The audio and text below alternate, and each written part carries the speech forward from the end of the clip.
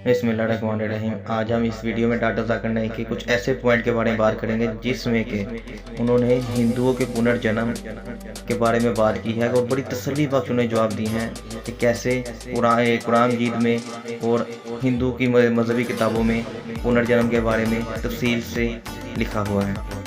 तो इस वीडियो को अंत तक ज़रूर देखेगा और स्वाब कैसे से आगे लोगों तक ज़रूर शेयर कीजिएगा। चलिए इस वीडियो को शुरू करते हैं। क्या पुनर्जन्म होता है? Does rebirth really happen and are there many lifetimes? कि उसने कुरान मजीद पढ़ी और सब बात को तस्लीम करते, सिर्फ एक या दो बात कि कुरान शरीफ के अंदर मौत आती है, मुर्दे को वापस से ज़िंदगी दी जाएंगी आखिरत में, उनका जिक्र है। और हिंदू लोग ये मानते हैं कि पुनर्जन्म में, और वो डिस्कवरी चैनल पे देखे कि पुनर्जन्म होता है। अगर आप देखेंगे सबसे ऊंची किताब हिंदू मज़हब में वेद, अगर आप पढ़ेंगे पुनर की मानी क्या, पुनर संस्कृत में मतलब नेक्स्ट, अगेन, वापस से, और एक पुनर के मानी नेक्स्ट। तो पुनर्जन्म मतलब नेक्स्ट जिंदगी और एक जिंदगी। अगर आप कुरान शरीफ पढ़ेंगे, कई आयतें हैं कि अल्लाह सुब्हाना व तआला ने आपको जिंदगी दी, पहले आप थे नहीं, फिर जिंदगी दी, इस धरती पे आए, फिर आपको मौत देंगे, फिर आखिरत में उठाया जाएगा।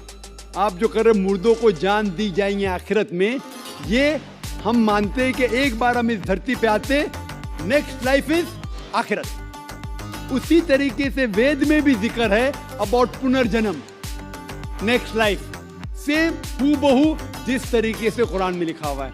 लेकिन आम हिंदू मजहब के जो गुरु है, स्वामी हैं, इन लोग जब ये जानने लगे, एक उनको कठिनाई पेश आई, वो देखने लगे कि कई इंसान जब पैदा होते हैं with congenital defects, heart problem, heart defects, limb problem, कोई अमीर पैदा होता है, कोई गरीब पैदा होता है, तो भगवान he can not be unjust. भगवान अनजस्ट नहीं हो सकता है कि कोई इंसान को हेल्दी पैदा करता है सेहत के साथ, कोई इंसान को कंजेनाइटल दिल की बीमारी से पैदा करता है, कोई इंसान को अमीर घर में पैदा करता है, कोई इंसान को गरीब घर में। तो भगवान अनजस्ट नहीं हो सकता है, ना इंसाफ नहीं हो सकता।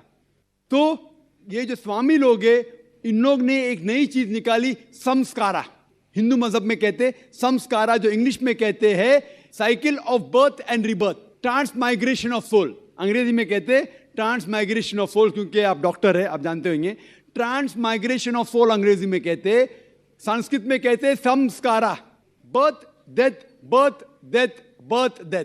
कहीं भी वेद में नहीं लिखा हुआ है कि birth death, birth death, birth death, कहीं भी वेद में नहीं लिखा है। चैलेंज है मेरा, ये इन लोग को मिलता है भगवत गीता के श्लोक से। भगवत गीता का श्लोक चैप्टर नंबर 2 में, वर्स नंबर 22 में, उसमें लिखा हुआ है कि जब कोई शख्स अपने कपड़े निकालता है तो वो नए कपड़े पहन लेता है, उसी तरीके से रूह एक नई जिस्म में जाती है। और ये भद्यांकर उपनिषद में भी इसका जिक्र है, आप पढ़ेंगे कि when a caterpillar climbs up the grass of blade, he jumps to a new grass. Same way the soul takes a new body. जिस तरीके से कैटरपिलर घास के ऊपर चढ़ता है और दूसरे घास पे जाता है, उसी तरीके से रूह एक नई बॉडी के अंदर जाता है।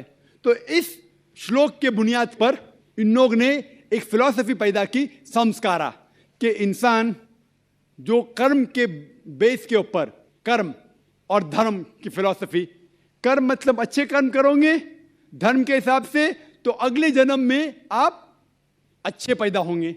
अगर आपके कर्म बुरे होंगे तो अगले जन्म में आप हो सकता है कि लूला पैदा होंगे या लंगड़ा पैदा होंगे। और जो कहते हैं कि आप इंसान 7 बार बनेंगे, ये कौन कहता है? वेद नहीं कहती, ये स्वामी जी लोग कहते हैं। कोई वेद में कहीं लिखा नहीं है, क्योंकि उनको ये नहीं कह सकते थे कि इंसान क्यों गरीब पैदा होता है, क्यों अपाहिज पैदा होता है। उनकी सोच कम थी, इसीलिए नई फिलॉसफी लेके आए, ट्रांसमाइग्रेशन ऑफ सोल। आप तो डॉक्टर है, मैं भी डॉक्टर हूं। आपने कहीं मेडिकल साइंस बुक में पढ़ा हुआ है कि इंसान इस दुनिया में जन्म लेता है? कभी नहीं। क्या फिजियोलॉजी में पढ़ा कि एनाटॉमी में पढ़ा। अगर ये साइंटिफिक फैक्ट होता था तो हम मेडिकल कॉलेज में पढ़ते थे कि इंसान नए नए जन्म लेता है, हम कभी भी नहीं पढ़े। इससे ये साबित होता है कि साइंस इसको तस्लीम ही नहीं करती। जो आप कह रहे डिस्कवरी चैनल में देखा, जो आप कह रहे हैं, अगर ये हक होता था तो हमारे साइंटिफिक बुक में भी ये लिखा होता।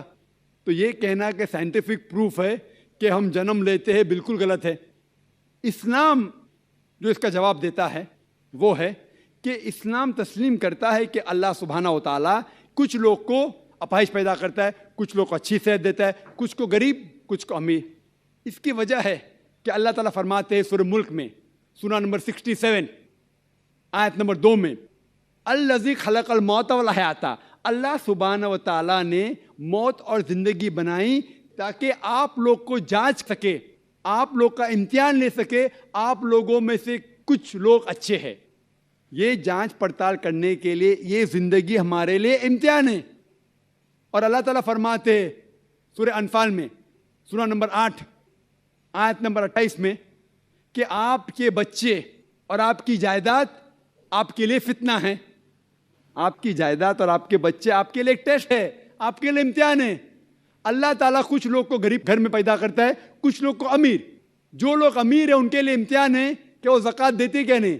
जैसा कि मैंने कहा मेरी तकरीर में, तीसरी बुनियादी बात इस्लाम में है ज़कात। जिस शख्स के पास 85 ग्राम से ज़्यादा सोना है या उसके मुकाबले में धन है, उसको 2.5% ज़कात देना फ़र्ज़ है। जो आदमी अमीर है, कुछ अमीर लोग बराबर ज़कात देते, कुछ लोग आधा देते, कुछ लोग देते ही नहीं। तो अमीर इंसान को शायद 100% मार्क्स मिले या 50% मार्क्स मिले या 0% मिले। वो गरीब इंसान को ज़कात में तो 100 मार्क्स मिलता है, 100 आउट ऑफ 100, उसको ज़कात देना ही नहीं।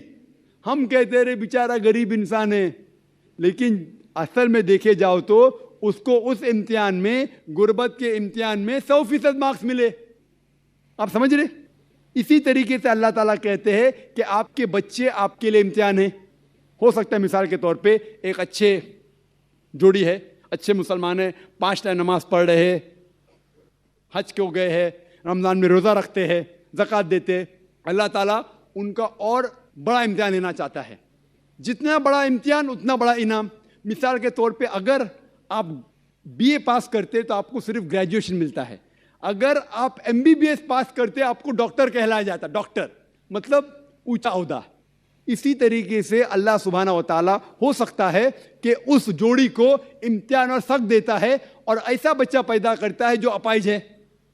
अल्लाह ये देखना चाहता है कि अपाहिज बच्चा पैदा करने के बावजूद वो अल्लाह के ऊपर ईमान रखता है क्या नहीं। अगर ईमान रखता है तो अल्लाह उसे जन्नत फिरदौस देना चाहता है। और कठिन इम्तिहान और बड़ा इनाम। हो सकता है कि वो इम्तिहान में फेल हो जाएगा। तो ये कुरान की आयत है, आपके बच्चे आपके लिए इम्तिहान है। कभी कोई भी अगर कलामिटी आती है, कोई भी आपको नुकसान होता है, इधर वो आपके लिए इम्तिहान है या आपके लिए सज़ा है।